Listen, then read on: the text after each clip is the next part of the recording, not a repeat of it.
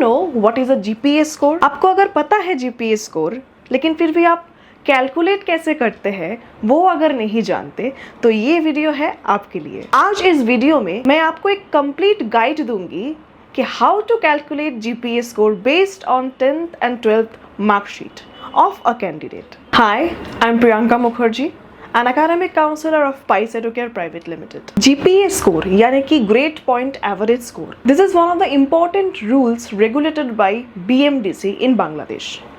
और Bangladesh NMC WHO से approved होने के साथ साथ BMDC से रिकॉग्नाइज्ड कंट्री है, मतलब Bangladesh medical and dental council. BMDC के one of the most important rules में से GPA स्कोर माना जाता है कि it's a mandatory one, just to calculate and just to understand whether the student is eligible under this rules और नॉट। तो ये है GPA टेबल। एक साइड पे है मार्क्स ऑप्टन और दूसरे साइड पे है GPA points. This table is for you to understand the GPA pattern easily.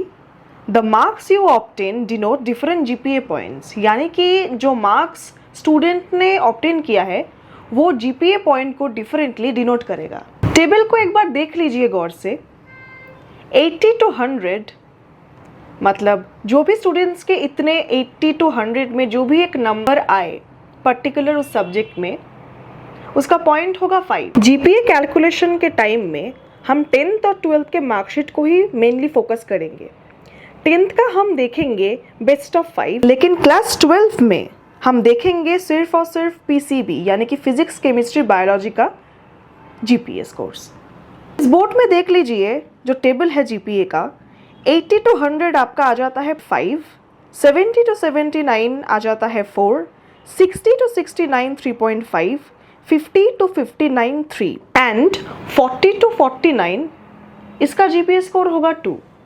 लेकिन प्लीज़ ये नोट कर लीजिए कि बिलो 40 हम कोई भी मार्क्स कंसिडर नहीं कर पाएंगे, क्योंकि बिलो 40 स्टूडेंट का वो मार्क्स उस सब्जेक्ट के लिए क्वालिफाइड नहीं होगा। लेकिन याद रखिए क्लास 12 के बायोलॉजी सब्जेक्ट में मिनिमम GPA 3.5 होना मैंडेटरी है, जिसका मिनिमम परसेंटेज आपका होगा 60%। एज एन एग्जाम्पल हम एक स्टूडेंट के 10th का मार्कशीट पे देखेंगे, सिर्फ और सिर्फ बेस्ट ऑफ 5 सब्जेक्ट्स को लेंगे जिसमें कंपैरेटिवली सबसे ज्यादा मार्क्स मिला है।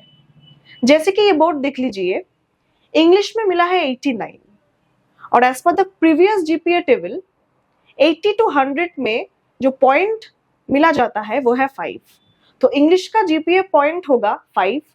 वैसे ही बंगाली का होगा अगेन 5, हिस्ट्री का होगा 4, जियोग्राफी का होगा अगेन 5, मैथमेटिक्स का होगा 4। ऑन द अदर हैंड उसी स्टूडेंट के जो 12th का मार्कशीट है उनमें हम सिर्फ और सिर्फ 3 सब्जेक्ट्स को ही लेंगे, जैसे कि फिजिक्स, केमिस्ट्री एंड बायोलॉजी। ये मार्कशीट में देख लीजिए, एज एन एग्जाम्पल के तौर पे ही हम बोलेंगे, फिजिक्स में उनको मिला है 79, जिसका GPA पॉइंट अगेन अगर आप चार्ट देखें तो मिलता है 4। केमिस्ट्री में मिला है 80, as a result 5।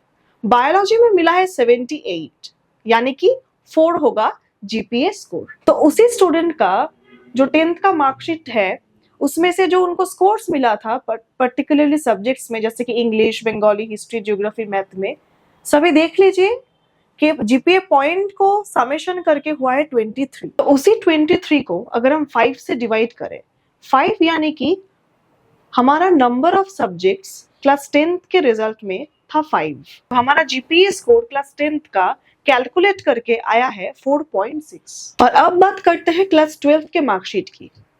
Class 12th के मार्कशीट में फिजिक्स, केमिस्ट्री, बायोलॉजी का अगर मार्क्स के तौर पर पॉइंट देखा जाए तो उसका टोटल आएगा 13। तो उसी 13 को अगर हम डिवाइड करें 3 से, 3 क्योंकि क्लास 12 के मार्कशीट में नंबर ऑफ सब्जेक्ट्स देखेंगे फिजिक्स, केमिस्ट्री, बायोलॉजी ओनली 3 ही है, तो 13 को 3 से अगर डिवाइड करें तो क्लास 12 का GPA स्कोर हमको मिलता है 4.3। 10th का GPA स्कोर और 12th का GPA स्कोर अगर हम समेशन करें तो उसका रिजल्ट आएगा 8.9, जो कि एक एलिजिबल GPA स्कोर है, क्योंकि GPA स्कोर के जो मिनिमम एलिजिबिलिटी स्कोर आप देखें तो वो था 7 out of 10।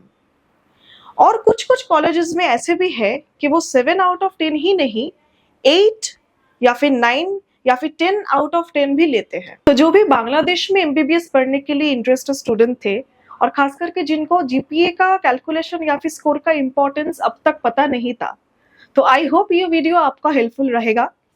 और अगर बाकी कोई कंफ्यूजन है तो समझने के लिए या फिर जानने के लिए स्क्रीन पे दिए हुए नंबर पर अभी कांटेक्ट कीजिए, मैं आपको प्रॉपरली कंप्लीट गाइड कर दूंगी।